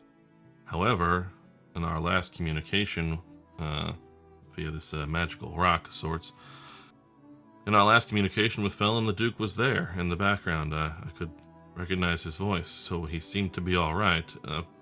But why we were told different, we're still not sure what's going on there. Well, I'm glad he's I have okay. a letter from him. Sorry for the you do? Thank you. Indeed. Much appreciated. Perhaps he looks around to each councillor and, so as not to pass messages multiple times, perhaps we should call in the council assistants. Councillors sort of look round and nod after a while, and a strange bell is rang, seemingly out of nowhere. It's nothing to do with these pools that they have next to them. Somebody makes a gesture with their hand and a bell rings, and after a little while, 4 people walk in. Sorry, is it 4? No, sorry, 3. So it's a very tall elf wearing a deep red robe with a long silver cloak down his back. General Cartosi, who of course came in and then left relatively quickly. And a gentleman who wears a sort of skull cap almost, and appears to be quite plainly dressed in a sort of plain brown robe, sandals. But carries with him a staff which is made of what looks to be ivory or something, very expensive and white, which has this sort of bowl that is glowing on the top of it. As the 3 of them come in, sort of. The lady Everina introduces them by names, obviously. General Cartosi, you've met. Archmage Vistanius, leader of the Guild of Mages, and General Cartosi, who is the head of the constellation. He's the head of the temple for the I constellation. think that was Cartosi twice. Yeah, Cartosi was twice. Yeah. Did I say Cartosi for the temple? Sorry. Yeah. I've confused myself now. Idea. Ozan. Ozan is the priest. So many names today. We will. I'll type here and. Cool. Type out. There we go. So, as these 3 come in, now you have some people who can respond on magical and clerical and other issues. And the mage sort of looks to you, and perhaps we could clear one thing up, first of all. You mentioned he was due to a diplomatic mission in Elissa? Eladar, I think, was where they were going to meet. Very well. Dwarves and Yuan-Ti and the Duke. Or we have contact with My uncle. King Ivar. Perhaps we could initiate that contact and find out if the Duke got there. I think that would be a very good idea. And he sort of makes a gesture, and in the center of this sort of round table, a bowl sort of swells out of the table into the middle of the room. And he sort of casts magic upon it, and after a short while, there's the dwarf priest's face, who briefly sort of is there and sort of acknowledges and then steps away, and then Ivar's face sort of appears a little too close to the bowl, sort of right face in it. And what's the meaning of this? It's the council. What can I do? Mastania's sort of introductions are made and questions are asked, but after a short while, it's established that the Duke has not been seen in the slightest. Sort of had no message, not heard a damn thing. We had the meeting without him in the end. We assumed that Georgetown had decided to continue with its warring ways. The dwarves have closed their borders. For now. I think I am, at this news, watching the brother very carefully. Riordan looks devastated. He was hoping for confirmation of his brother being okay and well. And now he's heard that he didn't make it somewhere he should have been. Can I ask Ivar if Yorkrath is still with him, or? Yes, Ivar will confirm, yes. Tis only the humans of Jorston that seem to be causing a problem. We've had a nightmare communicating with Hardbonden, and now we are having problems communicating with Lovarn as well. Frankly, I'm kind of ready to give up. The humans. Riordan says, please don't do that. We suspect foul play.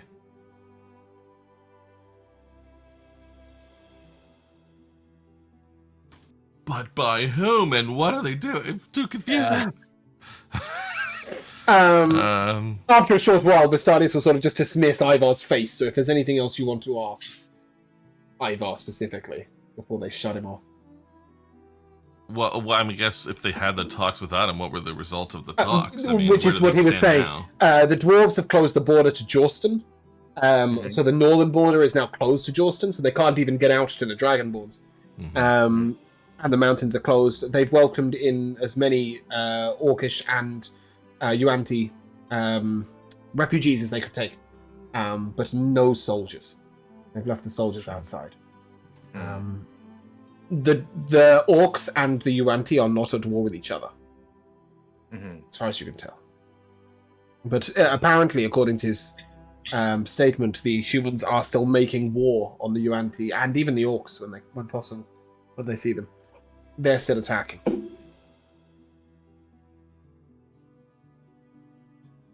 Anything else, Rival?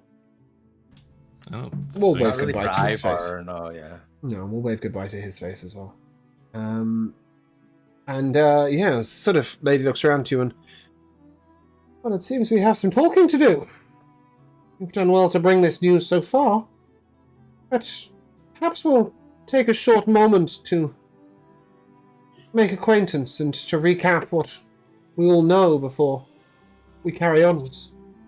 And we shall also take a short break beforehand. Hello, welcome back to the second half of what I'm still calling episode 23, because I never bothered to change the name. Beldania. And during the break, our group told the entire council, the entire story of Beldania thus far. Because we didn't feel like doing that in session. Yeah. And in response, the lady sort of looks at you fascinated, but it's not her that speaks up. It is a rather grand... Really? Again? It's a rather grand Leonin who sits at the other side, Fenric of the Sungazer. Pride. And he's very big, and he's got this sort of huge mane and beard that all sort of flow into one. Sort of looks across the table and... Treachery! It's treachery. It's got to be treachery. We should send an army. And, at this, Riordan sort of looks up and... I don't particularly want to send an army into my own country, if you don't mind. But perhaps a large contingency of soldiers, with somebody reliable such as the grandfather, or Gundaris, at this haste. I'll move over to Kiavo and I'll say, I couldn't help but notice that a large contingency of soldiers usually tends to be an army. What is the difference in this case? What is the difference? If I know. You don't know the difference, Kiavo? Why would Kiavo know? I mean, Alessio will definitely know, but there shouldn't... I'll lean over to Alessio if I overhear this, and I'll say, politics. Pipe back down. Yes, I mean, primarily the big difference is siege engines, I think. That's Siege engines and possibly a few thousand people. Yeah, there's probably a lot less people in a large contingency of soldiers than there are in an army. Anyway, it'd be fair to assume a large contingency would be a good few hundred, whereas a large army would be No, Thousands? no. They were talking like 3,000 or 4,000. Oh, yeah. that sounds like a small army. That does No, sound like a can't small army. siege a city with 4,000 people. No, but that's still a You're small army. eradicated. Yeah.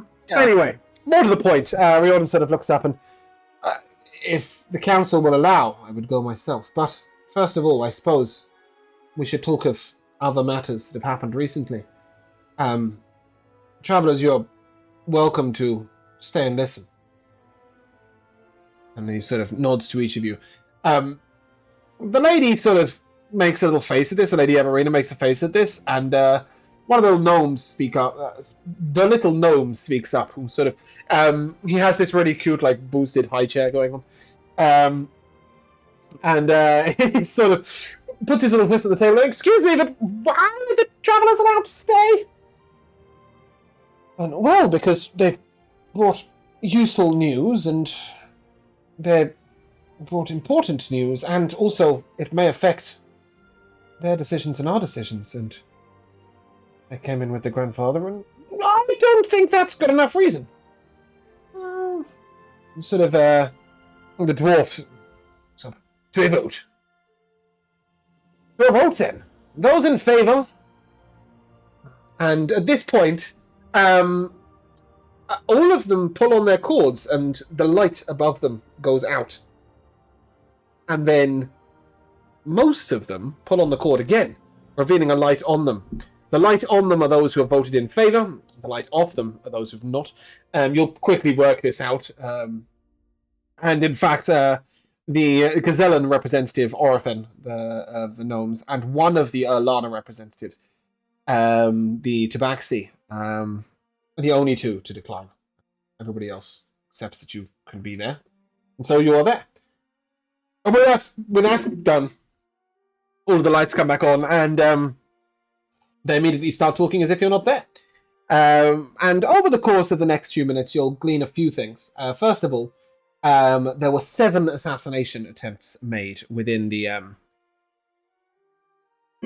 halls, which was Van, Yasir, and Asib of the Yakans, and Nolus, Samshak, Korak, and Gorbin, which is all 4 of the Orcish ambassadors.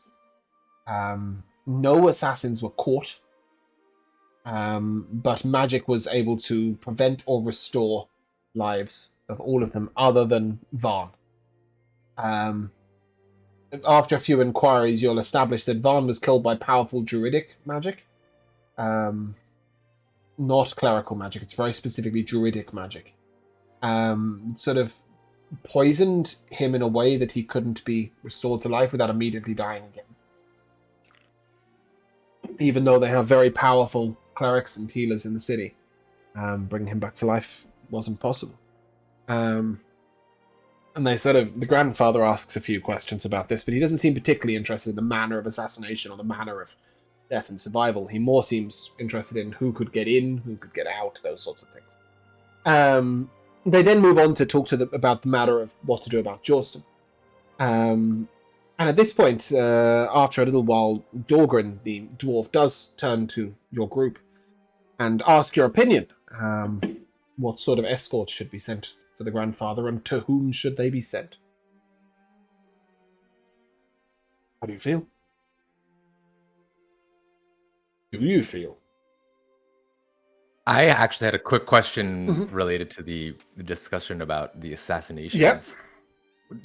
Were the assassins the same None were type caught. as the ones None were that- apprehended. Okay. And none exploded in a big pot of acid with a bracelet that they had either. Okay. That's relevant. So they were very, very organised and extremely good at what they do.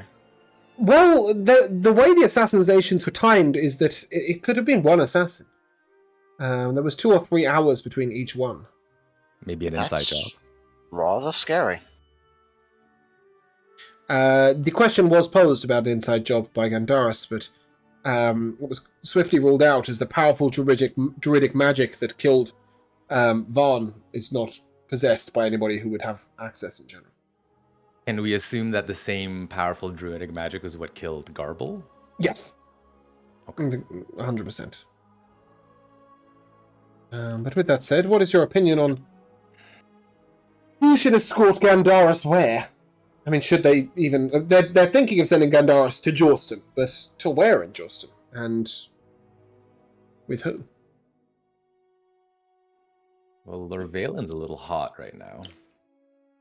It is, however, both the seat of the royals and the seat of the Duke, and if Gandaris will point out if any decision was made elsewhere, it could be overruled from Lorvaelin. Unless, of course, we should go to the border and simply have it out there. Well, we are from a small town called Sandringham. Is that Lies of relevance? between- That's from the that's from Riordan.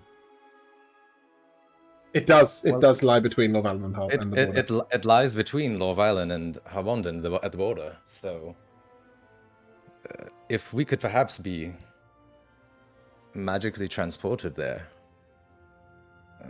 I don't think that nefarious forces would be at work in our small town. But what use to the meeting there?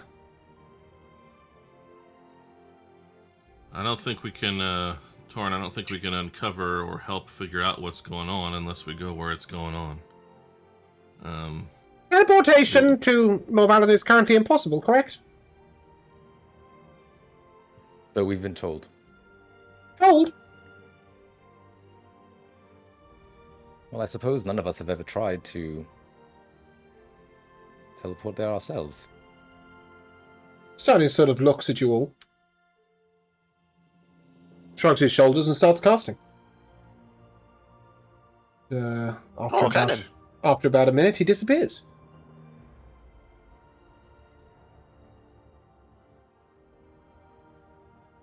Alright then. Well, I think we should find out whether he can make it back. Yes. A minute later, he reappears in the room. It seems there's no problem with teleporting to Lorvaelin, though... And then he sort of smiles and... Perhaps there might be for some people. It's his modest way of saying I'm a little more powerful than anybody who's likely to be preventing me. But he will say to the best of my knowledge, if it's impossible for one, it's impossible for all. I felt no resistance or encountered it. Curious.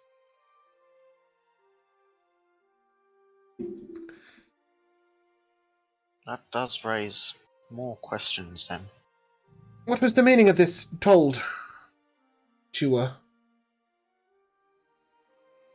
told you what about this prevention of teleportation?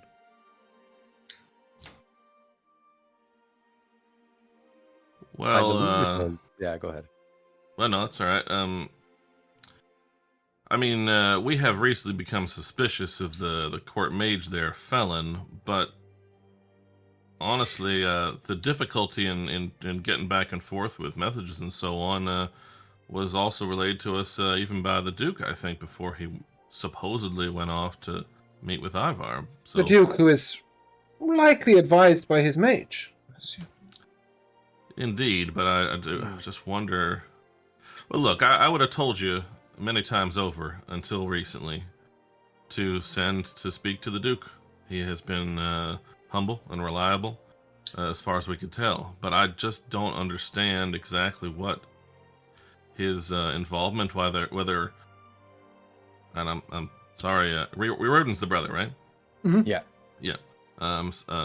Sorry, Riordan, but it's possible that he is somehow in on things, but it's also simply possible that he's under ill influence of Felon, and I just don't know at this point who to tell you to go to.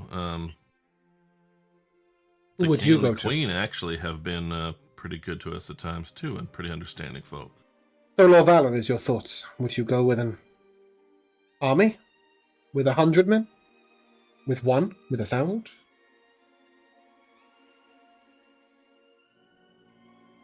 Are we just Well, talking numbers, or do we need a different sort of escort? Perhaps, and Vistani sort of shrugs his shoulders, and perhaps just the two of us, and he looks to Gandaris. I was gonna say, whether we might go there or not, I would be interested in. I mean, I think you need to have someone who will understand and be able to deal with whatever magic may be involved. The council look around for a moment and discuss it, and after a while they turn to Vistanius and ask him if he would be willing to send his second in command as opposed to himself, because they feel he's too valuable to lose. And indeed, they will. His second in... Sorry, I've just broken the cameras. His second in command is not on that page. There we go. Come along. There we go.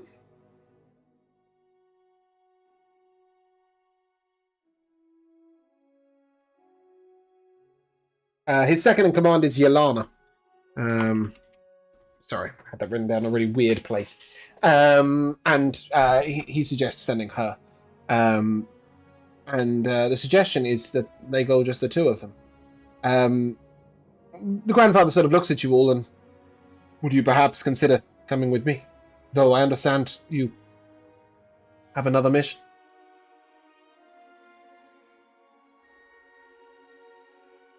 The Duke tasked you with something, is that true?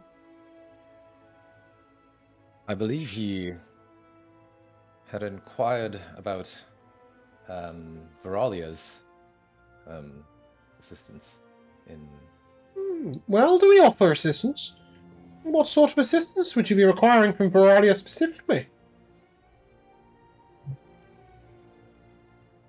Insight on the magics that are affecting the borders. Well, indeed. Magic of the land is the speciality of the elves. I'm afraid I know nothing of our Lawmaster's information there. You would have to travel to Veralia for that. And certainly a suitable task, and an important one.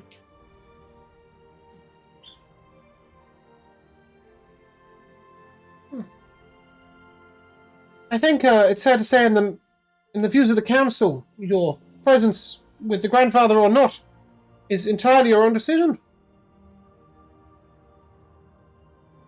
I think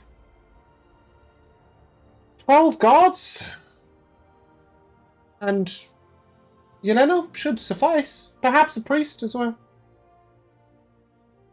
And Ozen sort of nods and speaks for the first time.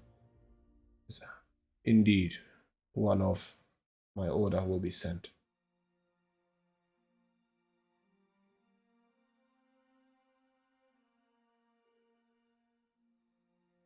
Perhaps you'd like some time to consider. It's no easy choice. If that is permissible. Please. In the matter of getting to Veralia, I believe that the Mages Guild should facilitate that. You will not have to travel overland. Though travel from Veralia is permitted not into the Urax state, you will have to make your own way back. They may be able to assist you in getting over the borders, for example, but it is likely once you're in Veralia that you must come back under your own means. And it's not a short journey, though a beautiful one, I will assure you. To explain that really technically, if Veralia could get you to the edge of their border with Gazellen, from Gazellen you could get magical transport, provided that Urax state isn't still under martial law. You could get teleportation nearby. Torin would maybe lean over into Kiavo's ear and sort of say, could you learn to transport us magically, Kiavo? I would very much love to. As of now, I would not have a hope in hell of being able to do what they can do. I don't think you're likely to get 8 levels in Veralia. Torin. Which is what's required. Level 15, I think. No, 13 for a 7th level spell, right? I think so. 15. 13 or 15, something like that, yes. 13, so 6 level. Maybe.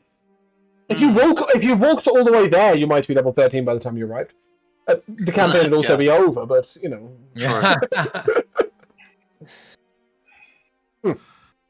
This is hard for me to contribute to in character properly, right? It's one of those things. Like, I don't know that I want to see the game go in a certain direction, but like my Hennek wants to figure out what's going on with the bastards back in Lorvalen and figure out why this is so confusing, and he wants to stay with the grandfather and his secrets of long life. But It's meant to be a decision that's difficult I in know. both senses. I mean, we're gonna have to vote on that.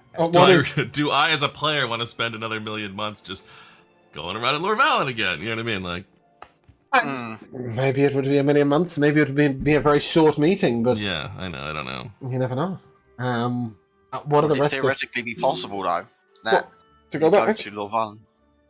Would it theoretically be possible, though, to go to Lorvalen and resolve and be there for the resolution of this, and then travel to Veralia? Giselle after?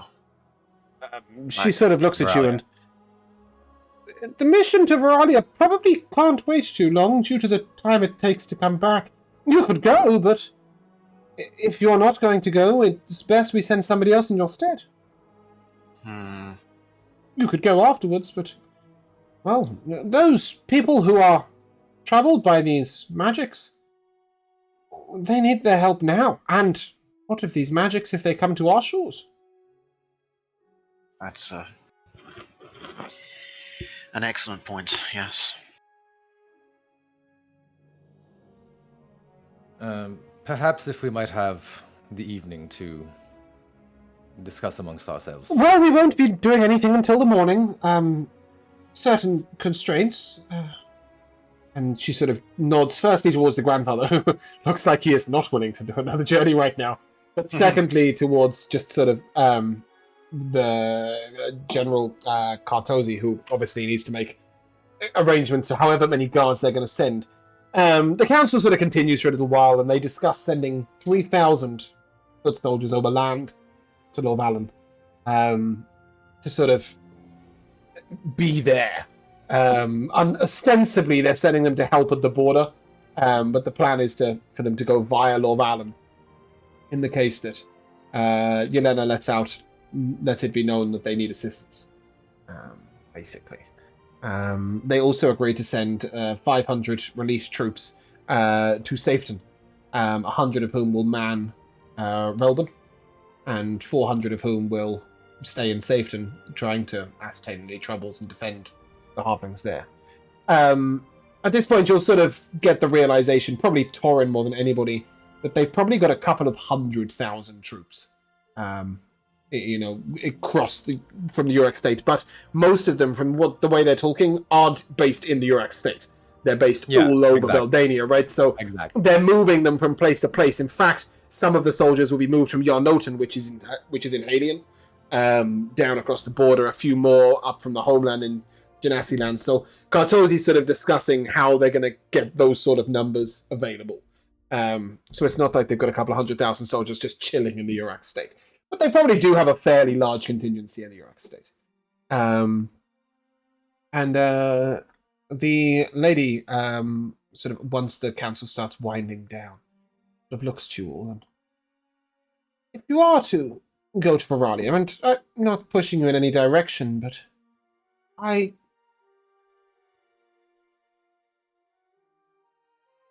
believe there is somebody you might wish to talk to. In Serendalen, which is the capital. He's an unusual lawmaster, and it is unlikely that you will be pointed in his direction. But despite his eccentricities, his knowledge is vast. His name is Tarathis.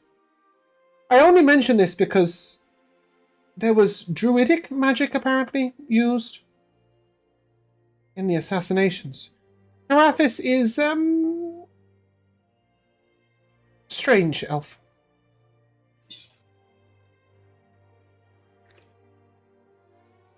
But his knowledge is vast. He is found a little way out of Serendalen, though when you go there and make contact, I suggest you ask. And be persuasive. Tarathis is, the other lawmasters are often a little ashamed to speak of him, to be honest.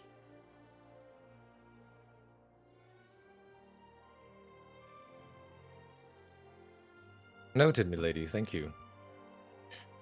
No problem.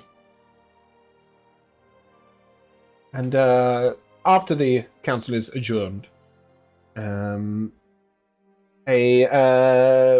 gentleman who hasn't spoken at all, he said absolutely nothing of the entire meeting, a gold dragonborn, Lord Kefir Goldskin, comes over to Torin, sort of puts his hand on your shoulder, and you've done well for yourself. Well, the best that I can do, sir. I shall have something sent to your rooms. A reward for your representation of our kind. Well, that's not necessary, sir. It will be my pleasure. Let's see what sword you're wielding. I'll present the fang. Excellent. Good weapon. And one you should keep at your side. Did this Family belong... heirloom, of course. Did this belong to your father? No, actually, my grandfather, Kol Gorath. Oh. Well, from good blood you come. The finest, I'm told. I shall see that it is sheathed well. And he nods to you. With that, he leaves and sort of leaves you all a little bit unsure what to do, really. And the grandfather turns to you and... I don't know about you, but I could use a good meal. Do you know of any places, Gendaris? My daughter runs an inn here. Ah, yes, of course. Come. And he sort of leads you through the fabulous city. And as you get to the inn, sitting in a chair, you see a familiar sight. A man that you perhaps wouldn't expect to see. Where are we? Excuse me. Apparently with no attending guards, or perhaps only one. The very fine Kerlik Sharazai. From overseas, in the land of Kalan. Is sat as a patron at one of the tables. Standing attendant to him are two slaves. You left two slaves looking very similar in Lorvalen, but freed. He sneers at your arrival, but says nothing. Should you wish to interact with him, you may. I'll ask the grandfather if he's familiar with him. I am familiar with foreign dignitaries, and Kalan is never a place that they are particularly welcome from, if I'm honest, but not this one specifically. I try and keep it to being involved with politics within our lands. There's enough of those. And he's a gnome, right? Kerlik Sharazai? Yeah. No. No, he's a humanoid. human. Yeah, I think he's Humanoid. Oh. You assume didn't. he- Yeah, you don't know his exact race. He may be, Kalishtar. He may be Changeling. Okay. Maybe. Yeah, Half back when elf we had our human. initial troubles with him, I guess I wrote something down wrong. No, definitely not known. Quite a beautiful human. Or humanoid. Black hair, blue eyes. 6'2".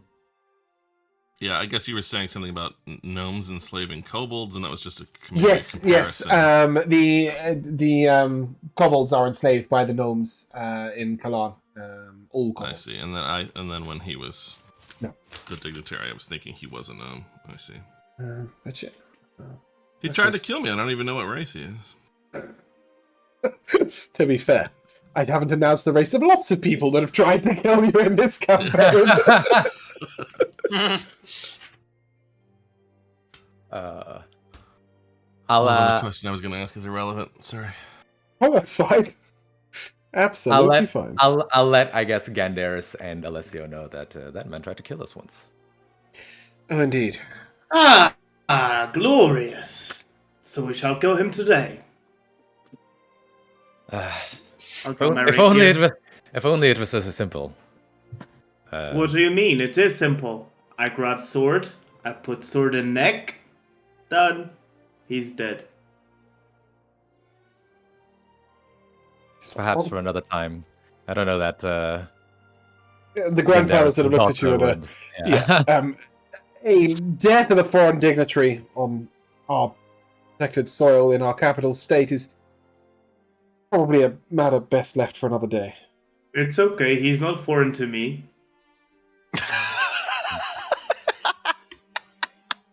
He takes a look at you and he's just... Trust me that it will be easier for you, Alessio, if he doesn't die. I suppose, what about us? Are we as protected here as he? Sadly, probably not. Though, in my daughter's inn, I'm sure you'll be more than safe enough. And he sort of gestures over towards her. And Kayla, please, some food would be wonderful, and some drink. And how are you, my dear? She sort of looks at him over and... You're getting younger. Ridiculous. And she sort of looks over the rest of you and... Pleasure to make your acquaintance. Likewise. Friends of my father are friends of mine, and welcome. Please, you'll pay for nothing. And, assumably, Sebastian ordered some incredibly expensive wine immediately after hearing that. Yep. And as you guys sort of make feast and get ready to discuss your decisions over a meal, I think that's probably a good place to end, to be honest. Yeah. Yeah. Probably Cool. have old Joshi here with us. Yeah, exactly. Mhm. Cool. So, MVPs. What did I go to last? Jamal. There was something from Alessio earlier which slipped from my mind in the last 5-10 minutes, and I forgot what it was, but I remember there was something which really tickled me. There were a lot of things. We'll come Yeah. back to you and see how many weird things were mentioned of Alessio's chaotic session on the way past. Rico. Yeah, honestly, my MVP goes to Bruno today because he was cracking me up. Notably when he referred to the grandfather as the grandpa, and then Oh, I remember what it is now. Oh, go on, Jamal. Fill us in. and then the funniest was when because I just envisioned it in my mind, and then I looked over at the screen and he was doing it, was when the council was taking their vote as to whether we were going to stay or not. And then I was like, Alessio was probably raising his hand, and I looked over at like Bruno's camera and he was raising his hand, and I was like, oh fuck. Yeah, that was pretty good. Sorry, Jamal, what tickled you? Yeah, that was it. The whole thing about wait, isn't it the oldest person that inherits it? Oh god, the inheritance of the grandfather's position. Yeah. He's the grandpa. Yeah, honestly, Bruno, you were complete chaos today. But did you have an MVP? So, I really enjoyed today's session because I feel like I'm kind of stepping into Alessio's quirky shoes. I'm definitely gonna play him as dumb. I want him. We noticed. I want him to like really come across as like this guy is as dumb as a beetroot, but when it comes to combat, he's probably like the best tactician in the nearby area. So I think that will add some interesting character moments. One of my MVPs is the fact that Torin still has the Mark of the Lich. Because in my head, I was like, oh, that's a nice little bit of plot. But in my Alessio head, I was like, okay, this is going to make a great roleplay moment in which Alessio thinks Torin is about to die. Which I wasn't able to do at this session, but I'm sitting on it. Yeah, that was. I was hoping that would get glossed over. Apparently not. No. I may be it never quiet, does, but does it? thinking and taking notes. Yeah, it never does. I always try and just drop random things in random places. The one that Josh was saying that he thought that I dropped too ambiguously was that Chiavo felt like somebody was watching him. Yeah, I think that was even too ambiguous. Obviously, fell on the stone now, but we didn't know that then. Yeah. Yeah, Joe. Oh boy, I don't know. I mean, yeah, obviously a lot of Alessio nonsense hiding under the blanket was pretty fun. Pretty sweet. I don't know, just that whole thing though of like, it's like such a staple, tropey thing of like, we need to go through this guard post and people are going to hide under a blanket on the cart. But like none of the people doing that were ever really, we weren't actually really trying to sneak through this guard post with Gandaris under the thing. But now that Alessio's under there too. It begins to look silly. suspicious. Yeah. I always love the playing with weird classical tropes. Like you said, you know, the blanket on the cart is perfectly normal in these sort of things, and then it's like it's a total twist in it, right? Because he's not really hiding; he's just into this. I'm looking for. So this is why I was asking about what I had thought that what's his face was a gnome, but I was gonna ask like his relationship with the gnomes here. Anyway, that's not the case, but because of the gnome voting against including us. And us having to go through Zelen to get back from Viralia and all this stuff. Like, so I'm just interested in terms of us saying like, oh, dropping things here and there may have been totally random. We don't know, but who voted against us in that is something I look forward to finding out if it has any relevance. Yeah, and also one of the Tabaxi, right? Right. Alana. Yes. Yeah, I wrote him. So yeah, no, I'm glad that you guys take note of the small things. It really makes for a sort of decision-rife campaign where you consider everything. We're getting suspicious. Good. Yeah. You should be suspicious of everyone. This campaign episode was called Trust Issues. Yeah, great. Thanks for that. I really needed that right now. Thanks. Oh, that's a great episode name, actually. Yeah, well, last week was my favorite episode name of our entire series. It was Bad Apples. That's pretty good. Which, and sometimes the names don't line up because you don't get as far as I thought you would. And it's like, there's an entire name based on something that's going to happen next episode. And then, of course, I have to rename the next episode, which is a nightmare. This one sort of worked out, so I was glad about that. Yeah, I've got a couple of MVPs. I will never cease to be amused by people speaking either with their microphones muted or, like, about things that didn't happen at the time or misunderstanding things. So my favorite, like, I love Jamal's responses to Bruno, where Jamal clearly has missed Bruno's point. So, like, the response comes back and it's just like, what? Where were you in that moment? Or when Rico says something with his mic muted, but then repeats it, like, at a point where it's no longer relevant, and it's like, what?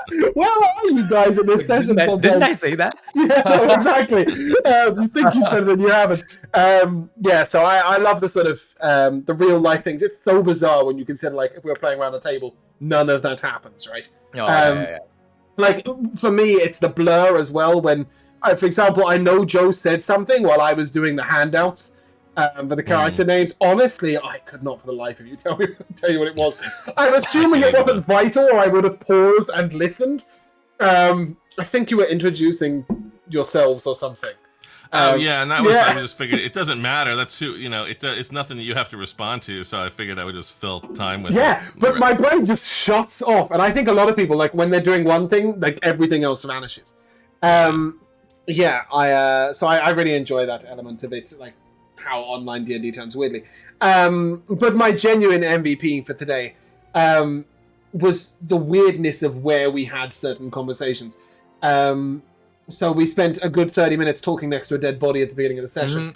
And then he's the one person we know is not listening to us. Yeah. Yes, exactly. But then my personal favorite was as the cart was approaching the soldiers at the bridge. Like, it's assumed that either the cart stood still for a long period of time, or you guys were having this discussion right in front of their faces. So yeah, those sorts of things just always amuse me because they're weird quirks of the D&D game where you have a longer conversation than is appropriate at a certain moment. Right. So yeah, I had a really good session. We look forward to welcoming Josh back next week. We will. Wait, is it next week or the week after? Next week. Okay, cool. We do have a session next week. It's the week after we don't. Okay. So with that, I think that is where we will end. I'm being totally inattentive to all the things I should be attentive to. Are we going anywhere? We are. Next on my raid list is somebody who I've forgotten. Yeah, let's not go there.